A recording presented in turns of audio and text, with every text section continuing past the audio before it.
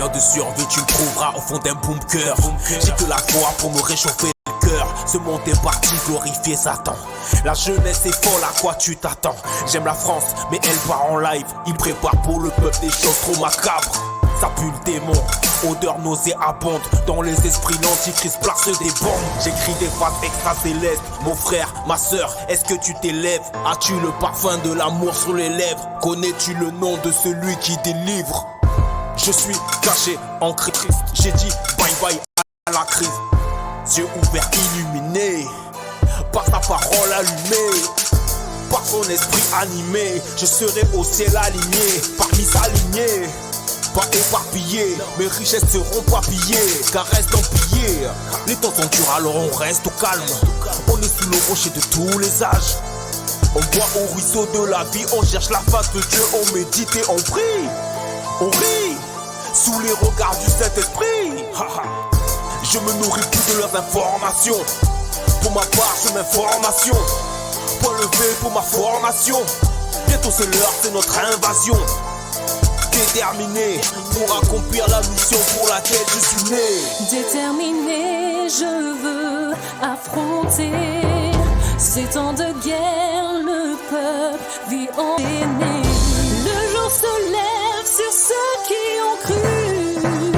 Dieu agira au travers de ses élus. Les trompettes sonnent, que feras-tu quand l'Éternel reviendra? Es-tu prêt pour le retour du grand roi? Lever la tête et se mettre à prier. Au milieu d'une génération perverse, la lumière va briller.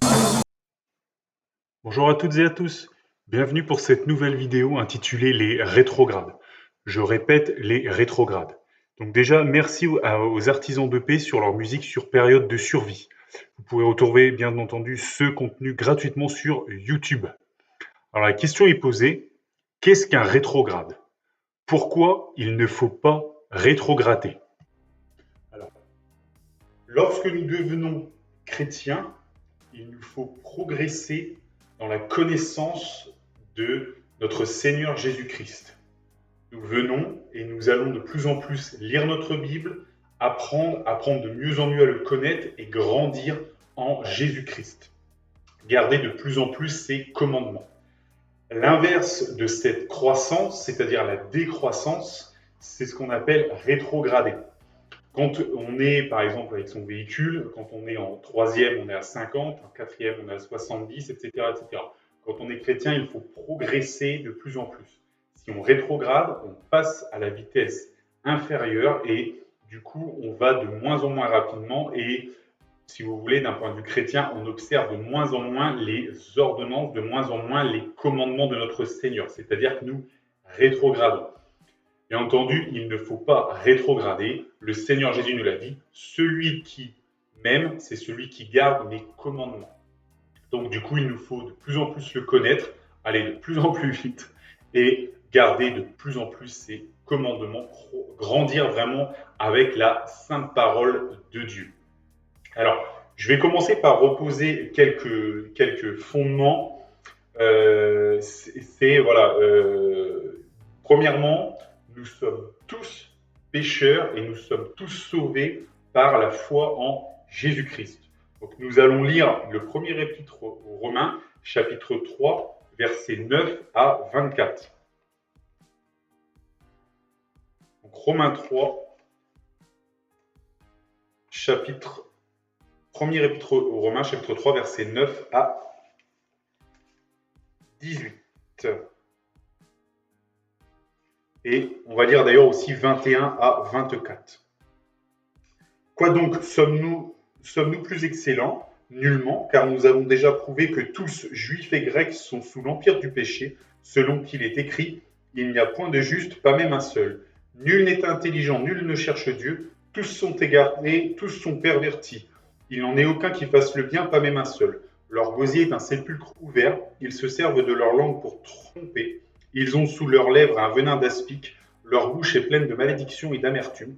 Ils ont les pieds légers pour répandre le sang, la destruction et le malheur sont sur leur front. Ils ne connaissent pas le chemin de la paix, la crainte de Dieu n'est pas devant leurs yeux. Or nous savons que tout ce que dit la loi, elle le dit à ceux qui sont sous la loi, afin que toute bouche soit fermée et que tout le monde soit reconnu coupable devant Dieu. Car personne ne sera justifié devant lui par les œuvres de la loi, puisque c'est par la loi que vient la connaissance du péché. Mais maintenant, sans la loi est manifestée la justice de Dieu, à laquelle rendent témoignage la loi et les prophètes, justice de Dieu par la foi en Jésus-Christ pour tous ceux qui croient. Il n'y a point de distinction, car tous sont péchés et sont privés de la gloire de Dieu, et ils sont gratuitement justifiés par sa grâce, par le moyen de la rédemption qui est en Jésus-Christ. Donc Jésus-Christ, si nous avons foi en Jésus-Christ, il nous sauve de nos transgressions, il nous sauve de nos péchés, il nous lave de nos péchés, et nous sommes tous pécheurs. Et quand on prend connaissance que nous sommes tous pécheurs, bien entendu, on prend connaissance du péché. Rappelez-vous ce qu'a dit le Seigneur Jésus, le Saint-Esprit viendra et il convaincra le monde en ce qui concerne le péché, la justice et le jugement à venir. Lorsque nous sommes convaincus de ce qui est péché, du coup, il faut arrêter du coup de pécher. Et il faut progresser, connaître de plus en plus le Seigneur pour ne pas pécher, pour pécher de moins en moins. Voilà. Et si vous pouvez ne pas pécher dès que vous devenez chrétien, tant mieux. Mais en tout cas, pour certaines autres personnes, ils ont besoin de progresser. Mais c'est vraiment un effort qu'il faut faire. Parce que soit vous allez progresser, soit finalement vous allez régresser. Donc bien entendu, il faut toujours progresser. Donc oui, nous sommes pécheurs, oui, nous avons tous péché, mais nous sommes sauvés par Jésus-Christ. Donc à combien plus forte raison, il faut donc maintenant respecter notre Seigneur et garder ses commandements, et de plus en plus, et de mieux en mieux. Voilà. Rappelez-vous ce qu'a dit encore une fois notre Seigneur Jésus-Christ, lorsqu'il priait à notre Père, il disait « La vie éternelle, c'est qu'ils te connaissent, toi, le seul vrai Dieu. » Vous voyez, le connaître. Oui, le connaître qu'il y a un seul Dieu, mais le connaître aussi de plus en plus. Respecter ses commandements et ses ordres. Respecter ses commandements de plus en plus. Voilà.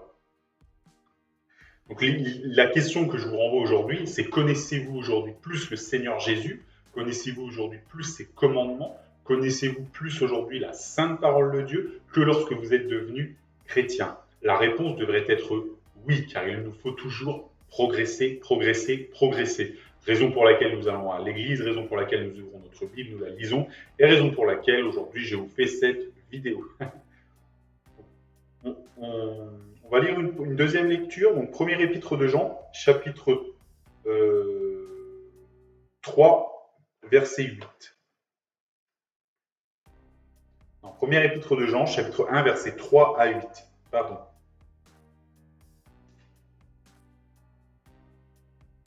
Ce que nous avons vu et entendu, nous vous l'annonçons à vous aussi, afin que vous aussi, vous soyez en communion avec nous.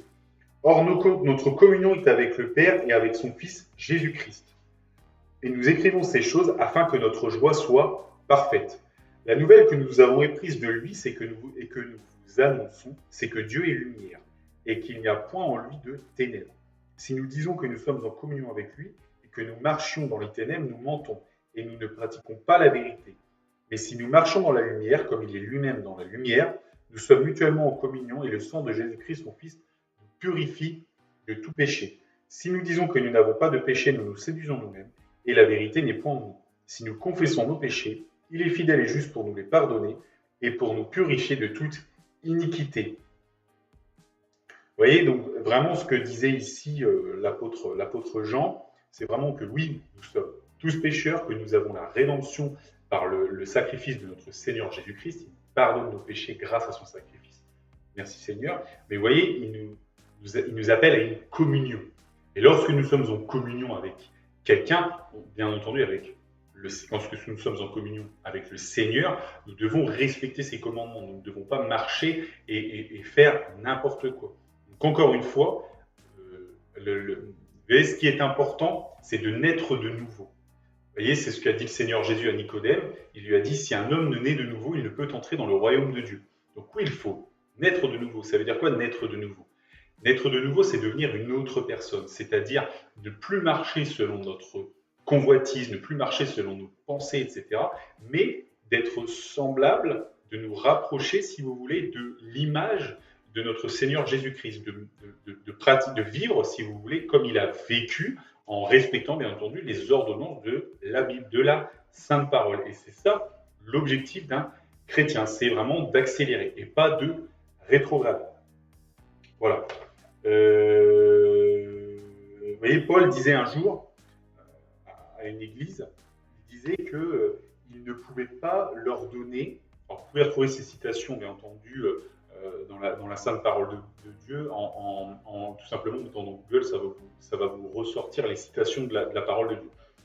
Vraiment, où Paul disait qu'il ne peut pas donner aux chrétiens, il ne peut pas leur donner de la nourriture solide. Il ne peut leur donner que du lait spirituel, pas de la nourriture solide.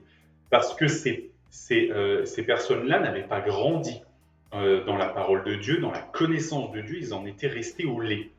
Et c'est pour ça qu'on a des personnes qui, toute leur vie, si vous voulez, ne progressent pas, ont tendance même à régresser, et d'autres qui progressent. Alors ils progressent petit à petit, d'autres progressent par palier, d'autres progressent vraiment beaucoup. Vous voyez, c'est très vite, donc ça dépend vraiment, mais en tout cas, je vous rappelle encore une fois le livre de l'Apocalypse qui nous dit au chapitre 22, qui nous dit qu'à la fin du monde, nous allons vivre avec le Seigneur. Donc bien entendu, il est très important de connaître avec qui nous allons vivre. Donc, plus nous le connaissons, et mieux ce sera. Voilà. Donc vraiment, il faut vraiment grandir et aspirer à la nourriture solide. Ne pas vouloir rester collé. Une brebis qui est encore au lait est une proie facile pour notre ennemi, est une proie facile pour le diable. Donc il faut grandir, il peut être un bébé spirituel. Voilà. Voilà. Donc on va voir que finalement, donc là on va prendre plutôt des exemples dans la parole de Dieu sur le fait de rétrograder, c'est-à-dire on a pris un bon départ, on est un chrétien, on est né de nouveau, on suit le Seigneur, et malheureusement il peut y avoir du coup on rétrograde, on est en perte de vitesse, il commence à y avoir des désobéissances, et on va voir que finalement être désobéissant, c'est dangereux pour soi, c'est dangereux pour les autres, et c'est dangereux pour les autres. Voilà, donc du coup, on va lire donc le livre de Jonas, tout le chapitre 1.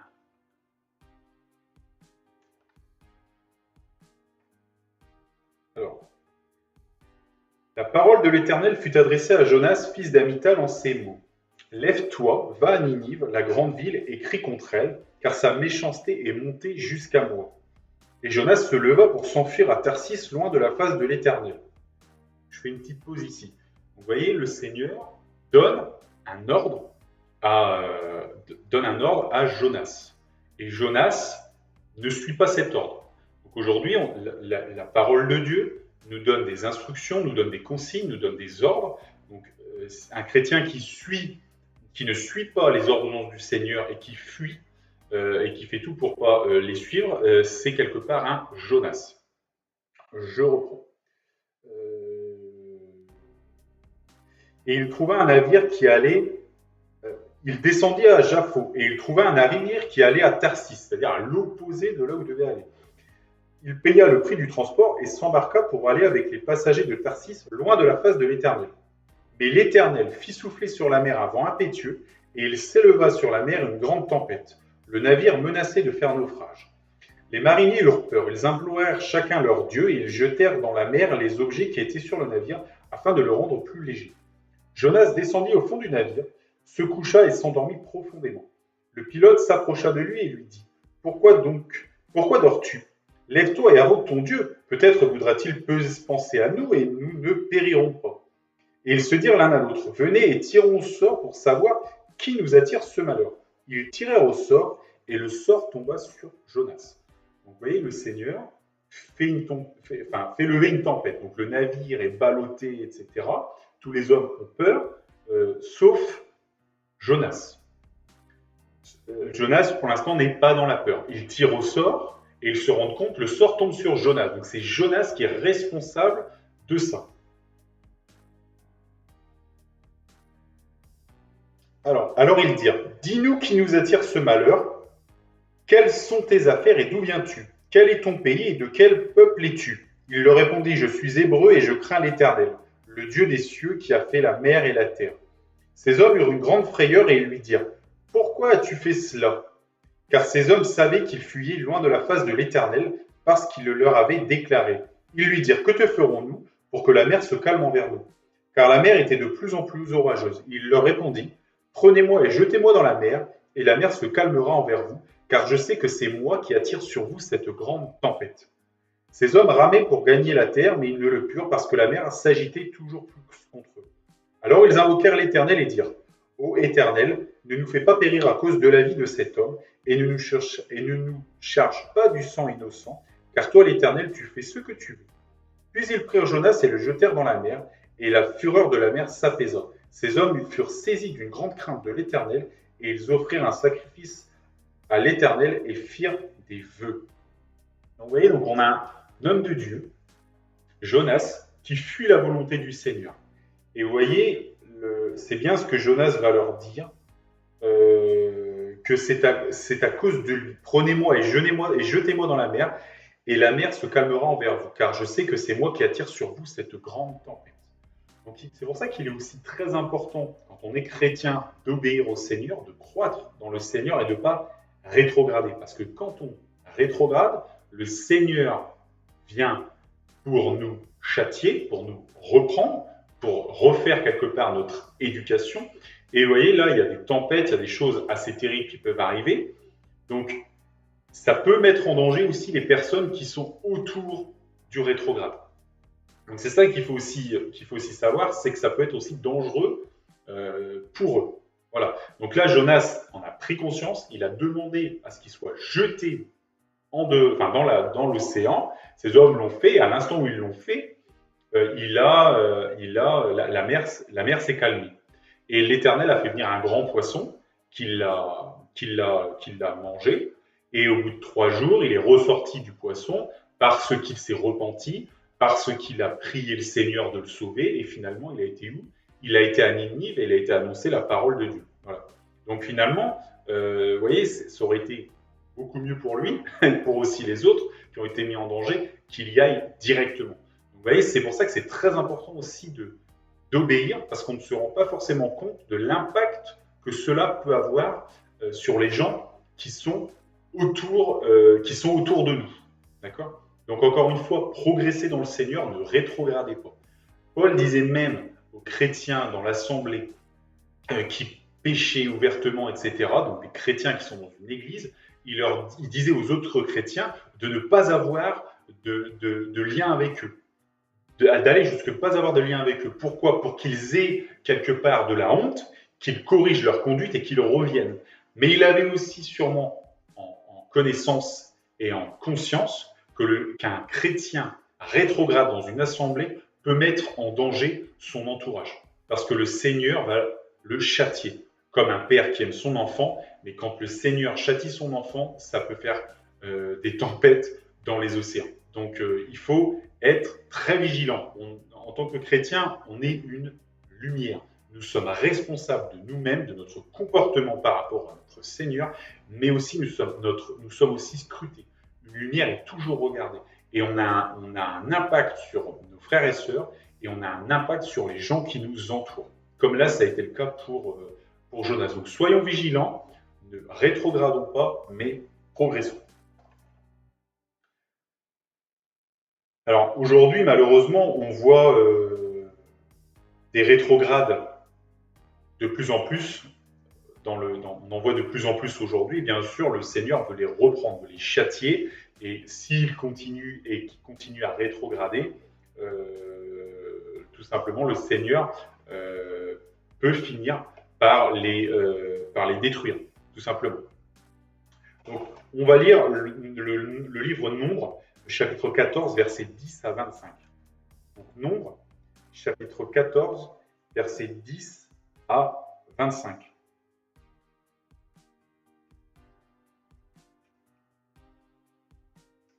Versets 10 à 25. Toute l'assemblée parlait de les lapider, lorsque la gloire de l'Éternel apparut sur la tente d'assignation devant tous les enfants d'Israël. Et l'Éternel dit à Moïse, « Jusqu'à quand ce peuple me méprisera-t-il? Jusqu'à quand ne croira-t-il pas en moi, malgré tous les prodiges que j'ai faits au milieu de lui? Je le frapperai par la peste et je le détruirai, mais je ferai de toi une nation plus grande et plus puissante que lui. » Moïse dit à l'Éternel, Les Égyptiens l'apprendront, eux du milieu desquels tu as fait monter ce peuple par ta puissance, et ils le diront aux habitants de ce pays. Ils savaient que toi, l'Éternel, tu es au milieu de ce peuple, que tu apparais visiblement, toi, l'Éternel, que ta nuée se tient sur lui, que tu marches devant lui le jour dans une colonne de nuée et la nuit dans une colonne de feu. Si tu fais mourir ce peuple comme un seul homme, les nations qui ont entendu parler de toi diront, l'Éternel n'avait pas le pouvoir de mener ce peuple dans le pays qu'il avait juré de lui donner, c'est pour cela qu'il l'a égorgé dans le désert. Maintenant que la puissance du Seigneur se montre dans sa grandeur, comme tu l'as déclaré en disant, l'Éternel est lent à la colère et riche en bonté. Il pardonne l'iniquité et la rébellion, mais il ne tient point le coupable pour innocent. Et il punit l'iniquité des pères sur les enfants jusqu'à la 3e et à la 4e génération. Pardonne l'iniquité de ce peuple selon la grandeur de ta miséricorde, comme tu as pardonné à ce peuple depuis l'Égypte jusqu'ici. Et l'Éternel dit, je pardonne comme tu l'as demandé, mais je suis vivant et la gloire de l'Éternel remplira toute la terre. Tous ceux qui ont vu ma gloire et les prodiges que j'ai faits en Égypte et dans le désert et qui m'ont tenté déjà 10 fois et qui n'ont point écouté ma voix, tous ceux-là ne verront point le pays que j'ai juré à leur père de leur donner. Tous ceux qui m'ont méprisé ne le verront point. Et parce que mon serviteur Caleb a été animé d'un autre esprit et qu'il a pleinement suivi ma voix, je le ferai entrer dans le pays où il est allé et ses descendants le posséderont. Vous voyez, là, on a le peuple d'Israël qui a été voir le pays de Canaan, la terre promise par le Seigneur. Ils ont vu qu'il y avait des tours fortifiées, etc. Ils sont revenus faire leur rapport et ils ont dit « Ah, nous n'arriverons pas à prendre cette terre, etc. » Alors que le Seigneur leur avait dit « Allez-y », le commandement était « Allez-y, vous allez prendre possession de ce pays. » Et ils ont commencé à douter, reculer, ils ne voulaient pas y aller. Seul Caleb a défendu la cause, quelque part, et l'ordre de l'Éternel en disant « Le Seigneur est avec nous, s'il est avec nous, nous vaincrons. » Bien ce que disait Paul, si Dieu est avec nous, qui sera contre nous? Donc voilà, donc du coup, il a suivi, si vous voulez, pleinement la voie du Seigneur. Et le Seigneur a dit que toutes les personnes qui avaient douté, eh ben, elles allaient tourner dans le désert pendant 40 ans, ils allaient petit à petit décéder, partir de vieillesse, etc. Et que c'était la nouvelle génération qui prendrait possession du pays, qui passerait du coup de l'autre côté de la mer pour qui passerait le fleuve pour aller prendre possession de la terre promise. Vous voyez? Donc quelque part, ils se sont coupés de la bénédiction du Seigneur parce qu'ils ont rétrogradé. Ils n'ont pas voulu obéir au Seigneur vous voyez, le Seigneur lui-même le dit 10 fois, ils ont rétrogradé. Après être sortis d'Égypte, après l'avoir loué, après l'avoir chanté sa grandeur, etc., ils ont commencé à douter et rétrograder. Ils ont perdu tout simplement la foi. Et ils ont dit l'Éternel n'y arrivera pas.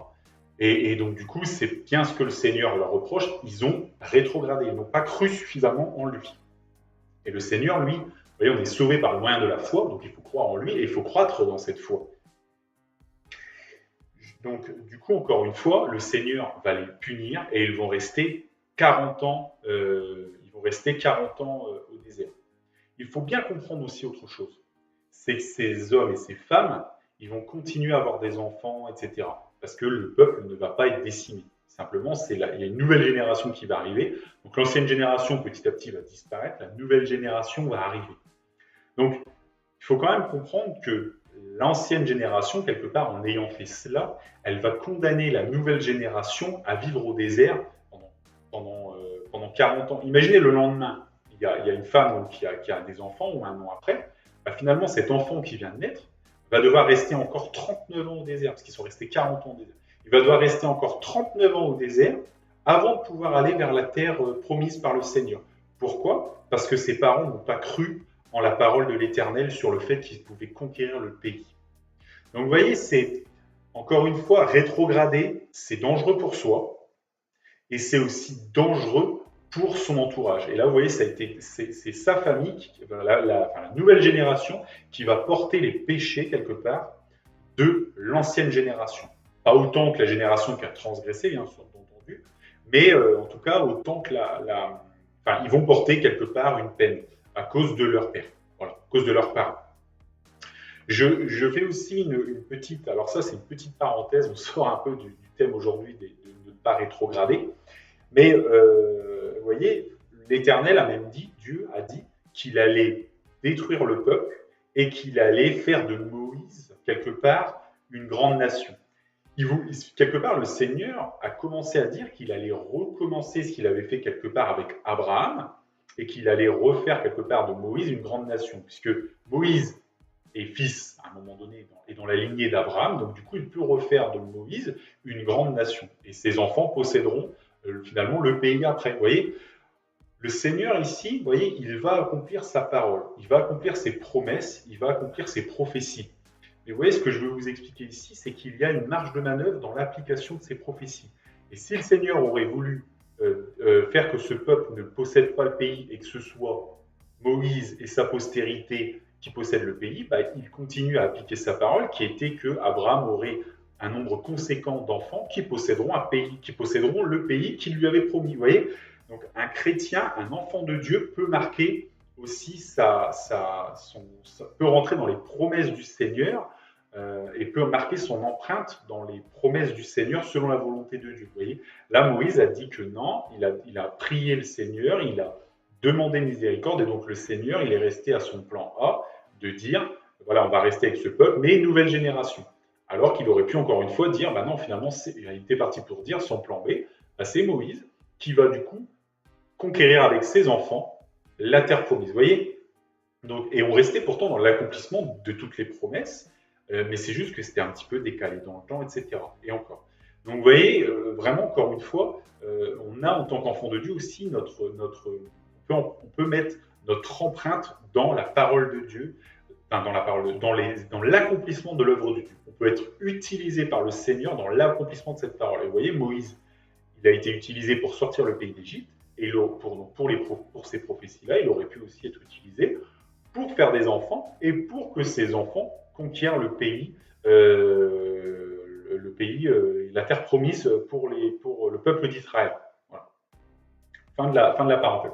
Mais en tout cas, vous voyez, c'est dangereux pour soi-même, c'est dangereux pour les autres de rétrograder. Vous voyez, on en parle pas souvent, mais un chrétien qui rétrograde à un moment donné, il désobéit tellement qu'à un moment donné, il n'obéit plus.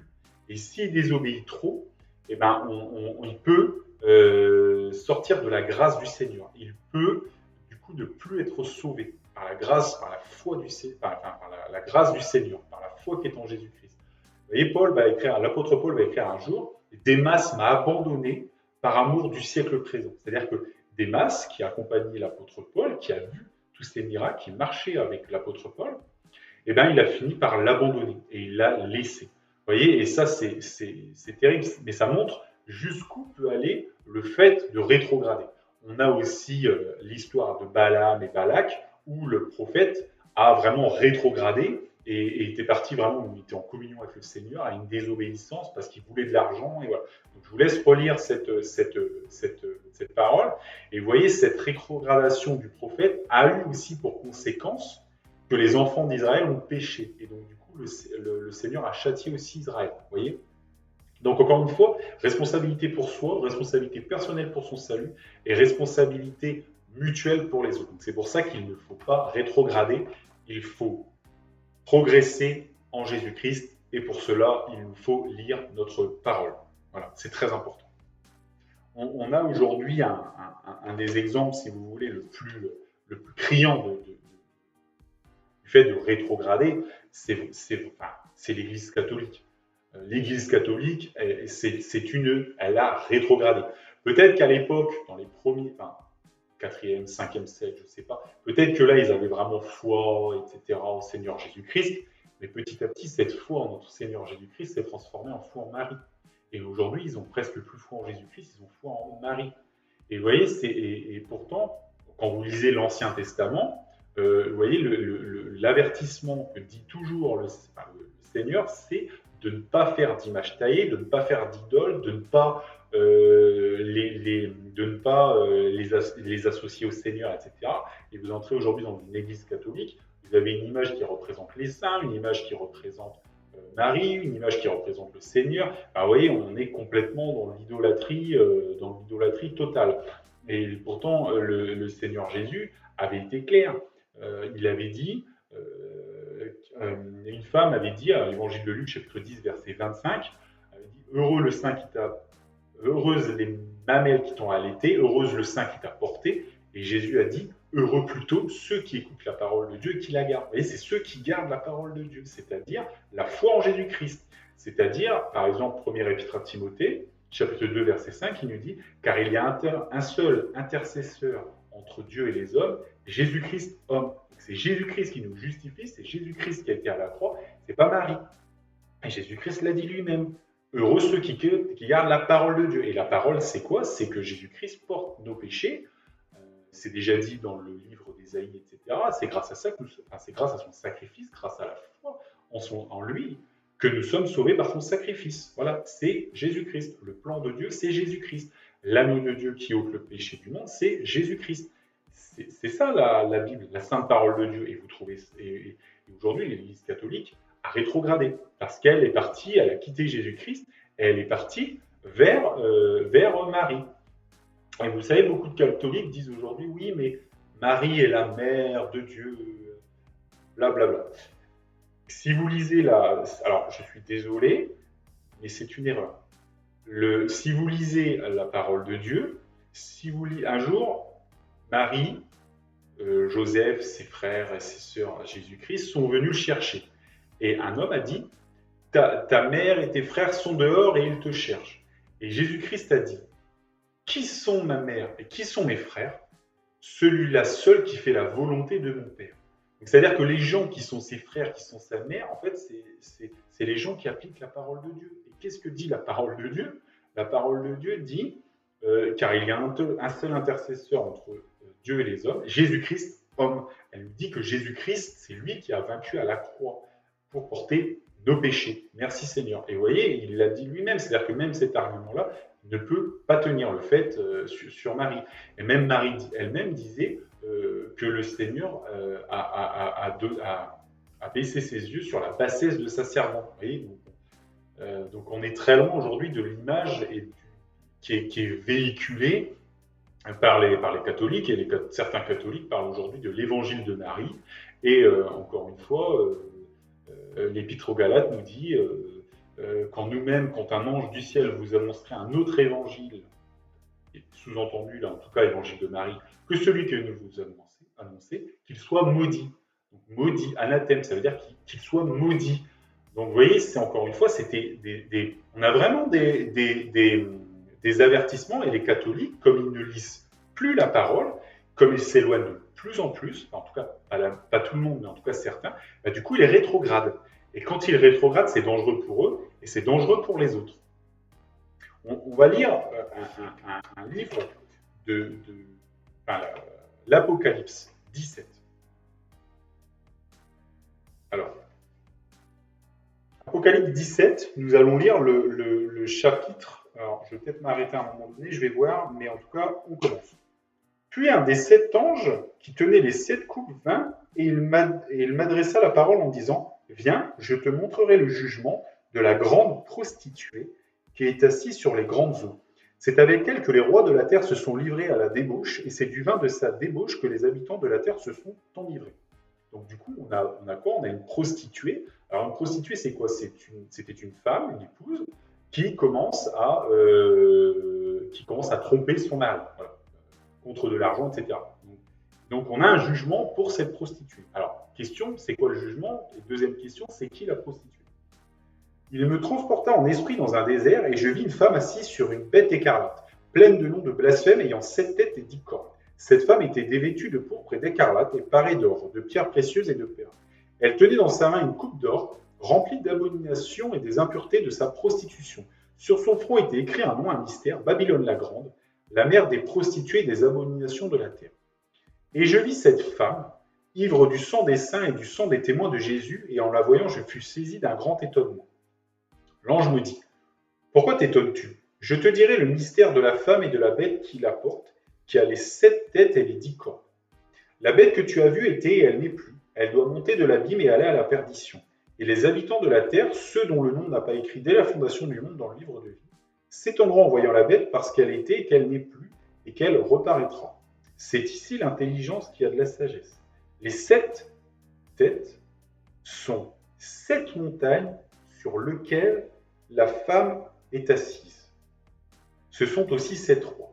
5 sont tombés, un existe, l'autre n'est pas encore venu, Et quand il sera venu, il doit rester peu de temps. On va s'arrêter là. Vous voyez, là, on a un certain nombre de prophéties avec la bête, etc. Je ne vais pas rentrer dans ce détail-là. Ce que je vais juste dire, c'est qu'effectivement, donc, on a une femme, donc du coup, qui est assise sur une bête, qui a plein de noms de blasphème, etc. Bon, quelque chose de forcément très mauvais. Et vous voyez, c'est ici l'intelligence qui a de la sagesse. Les 7 têtes sont 7 montagnes. Vous voyez, la femme, elle est assise sur 7 montagnes. Je vous laisse taper Rome dans Google. Vous verrez que Rome, c'est ce qu'on appelle la ville aux 7 montagnes. Donc le Vatican, le siège de l'Église catholique, qui a son siège à Rome, et elle est dans la ville aux 7 montagnes. Donc l'Église catholique, c'est Rome, c'est la ville aux 7 montagnes, c'est la prostituée. Voilà, donc le Vatican est la prostituée. Parce que la ville aux 7 montagnes, c'est Rome, et que le Vatican est à Rome. Désolé, je refais l'argument cycliste. Mais vous pouvez taper ça dans Google, vous mettez la ville aux 7 montagnes, vous verrez, vous allez tomber sur Rome. Vous voyez, la parole de Dieu nous dit que la prostituée, elle est assise, elle est à Rome. Voilà. Alors, je continue. Ils ont un même dessein et ils donneront leur puissance et leur autorité à la bête. Ils combattront contre l'agneau et l'agneau les vaincra parce qu'il est le Seigneur des seigneurs et le roi des rois. Et les appelés, les élus, les fidèles qui sont avec lui les vaincront aussi. Et il me dit, les eaux que tu as vues, sur lesquelles la prostituée est assise, ce sont des peuples, des foules, des nations et des langues. Les 10 cornes que tu as vues et la bête haïront la prostituée, la dépouilleront et la mettront à nu. Elles mangeront ses chairs et la consumeront par le feu. Car Dieu a mis dans leur cœur d'exécuter son dessein, un même dessein, et de donner leur royauté à la bête, jusqu'à ce que les paroles de Dieu soient accomplies. Et la femme que tu as vue, c'est la grande ville qui a la royauté sur les rois de la terre. Vous voyez, Rome, effectivement, a fait des rois et a défait des rois pendant des siècles et des siècles. Et le Vatican a son siège à Rome. Donc, la prostituée, c'est le Vatican. Et on nous explique bien qu'elle va s'appuyer sur la puissance de la bête et que la bête, les rois, vont à un moment donné la détruire. C'est-à-dire donc le Vatican va être, donc prophétie du livre de l'Apocalypse, le Vatican va être détruit par les puissants de la terre, par les personnes mauvaises ici-bas. Pourquoi ? Parce que Dieu a mis un tel dessein dans leur cœur. C'est Dieu qui leur dit de faire ça. Pourquoi ? Parce qu'ils ont rétrogradé, parce que le Vatican a rétrogradé, parce qu'ils se sont souillés, parce qu'ils se sont prostitués à ne plus adorer seulement le Seigneur Jésus, mais à adorer d'autres choses. Comme à un moment donné, les Israéliens, etc., ont fait, le peuple juif a fait, puisqu'ils n'adoraient plus Dieu seul, mais ils ont commencé à adorer les Baals, etc. Et bien là, l'Église catholique fait pareil. C'est pour ça qu'elle n'est plus une épouse digne, si vous voulez, c'est devenu une prostituée. Et c'est la ville aux 7 montagnes, et donc Rome, Vatican. Et donc du coup, elle va finir par quoi ? Par être détruite. Donc, encore une fois, rétrograder, c'est très dangereux. Dangereux pour soi, dangereux pour les autres. Et vous voyez, là, le Seigneur, pour ceux qui ont rétrogradé, a mis, encore une fois, une prophétie qui va arriver. Cette ville, enfin, l'Église catholique, le Vatican, sera détruit. Voilà, donc bien sûr, ce n'est pas un appel pour détruire, mais c'est la prophétie, la parole de Dieu qui est là, qui nous le dit. Voilà. Donc, basez-vous bien sûr sur cette parole, basez votre vie sur cette parole, et vous ne rétrograderez pas, au contraire, vous progresserez. Que Dieu vous bénisse dans le nom de Jésus.